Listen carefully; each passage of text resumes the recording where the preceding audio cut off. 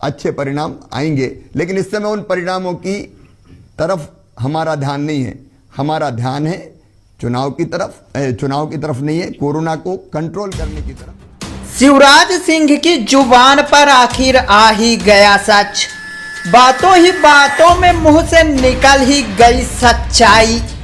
मुख्यमंत्री की नहीं है कोरोना से कोई लड़ाई, साहब को तो चुनाव की है चिंता सताई। कोरोना वायरस जैसी महामारी से पूरे देश में संकट छाया हुआ है और संकट का यह समय दिन पर दिन बढ़ता ही जा रहा है। रोजाना देश भर में 3 लाख से ज्यादा कोरोना संक्रमित के मामले सामने आ रहे हैं, तो वहीं मौतों का भी आंकड़ा दिन प्रतिदिन अपने पुराने रिकॉर्ड को ही धराशायी कर रहा है। कोरोना की इस महामारी से कई राज्य पूरी तरह संकट में हैं। दिल्ली, महाराष्ट्र, उत्तर प्रदेश, बिहार और मध्य प्रदेश में तो कोरोना ने खुलेआम तांडव मचा रखा है। कोरोना वायरस के इस मुद्दे को लेकर एमपी के सीएम शिवराज सिंह चौहान ने आज तक के 100 सीधी बात में अपनी बात रखी। कार्यक्रम के दौरान सीएम शिवराज सिंह चौहान ने कहा कि कोरोना वायरस की लहर एक तूफान नहीं बल्कि सुनामी की तरह आई है।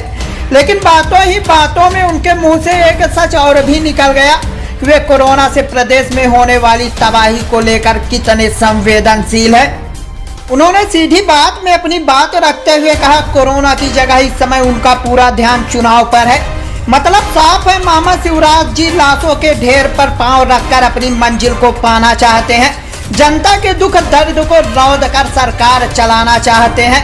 हालांकि मामा ने अपनी गलती एहसास होते ही उसे सुधारी और कहा, इस समय उनका ध्यान परिणाम पर नहीं बल्कि कोरोना की रोकथाम पर है।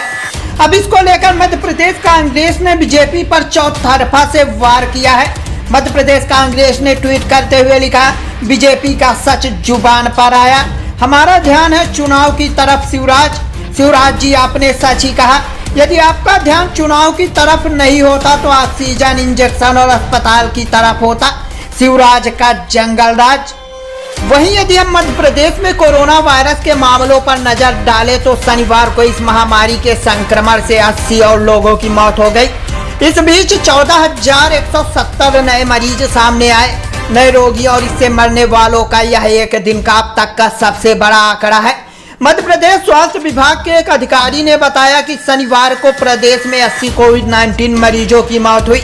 इसी के साथ इस वायरस से राज्य में अब तक मरने वालों की संख्या बढ़कर 5,075 हो गई है।